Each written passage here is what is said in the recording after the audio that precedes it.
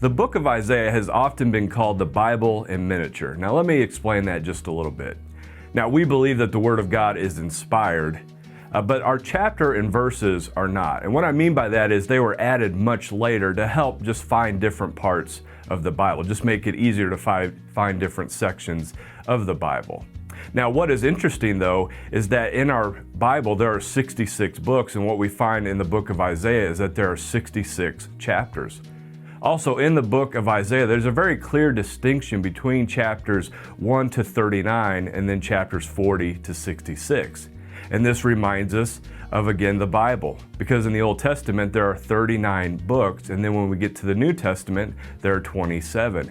And also as we think about the Old Testament and the New Testament, though there are a lot of similarities, there's also kind of this change in mood, if you will, and that is what we see in the book of Isaiah. Also, what is interesting to note is when we get to chapter 40 of Isaiah, in verse 3, it says this. It says, "A voice cries out, 'Prepare the way of the Lord, make his paths straight.'" And what's that remind us of? Well, when we get to the first book of the New Testament, the Gospel of Matthew, in chapter 3, verse 3, we see those exact words speaking of John the Baptist. But also, Isaiah has been called the Bible in miniature because of the main themes that we find throughout this great book. God's sovereignty, His justice, His judgment, His salvation. But also when we take a step back and look at the big picture of the Bible, we see this grand story taking place also in Isaiah. So what we see is that there are references to God being the creator, the sustainer, the sovereign one. And so we see this right in Genesis where He has created the world. Also, Isaiah speaks of God's people, the people of Israel, and this covenant that God made with them, but how they rebelled and broke that covenant. But God, He does send justice, He does send them into exile, but He brings them back, He restores them. Also in the book of Isaiah, we see this the suffering servant, who we know as Jesus Christ. And then as the book of Isaiah goes on, it speaks of the new heaven and the new earth. And so again, when we look at that grand picture of the Bible, this is what we see. We see God create the world. We see Him pick a people for Himself, but that people rebels and rejects Him and breaks His covenant. And God does send them into exile, but because of His love, He brings them back, He restores them.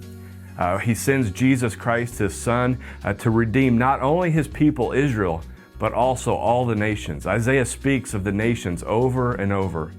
And then we see the new heavens and the new earth when we get to the book of Revelation. So again, this is why so often Isaiah is called the Bible in miniature. Now, one of the main themes that you see throughout the book of Isaiah is that of God's holiness. In chapter 6 that we read last week, Isaiah is given a vision of the Lord. And the seraphim are crying out, "Holy, holy, holy is the Lord." And Isaiah, he sees this and he cries out, he says, "Woe is me."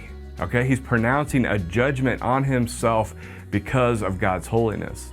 Now, let's unpack God's holiness because we read that, we see how Isaiah reacted, but what does holiness exactly mean? Well, there's a couple different parts that we need to be made aware of.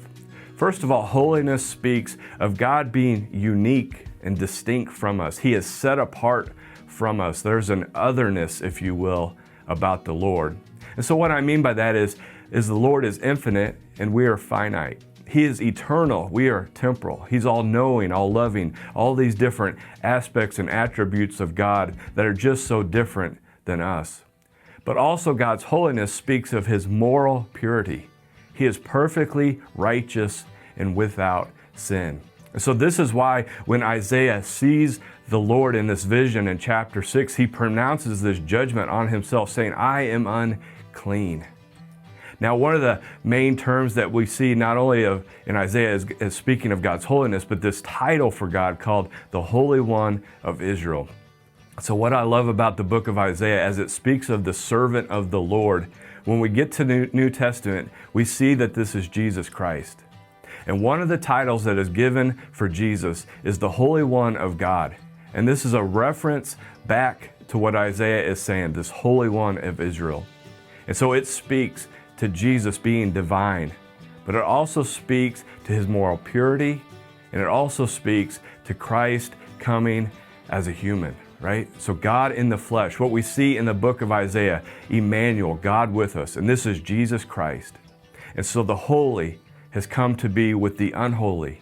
And because of the life and death and resurrection of Christ, we who are unholy are now made pure, and we will spend eternity with our God forever.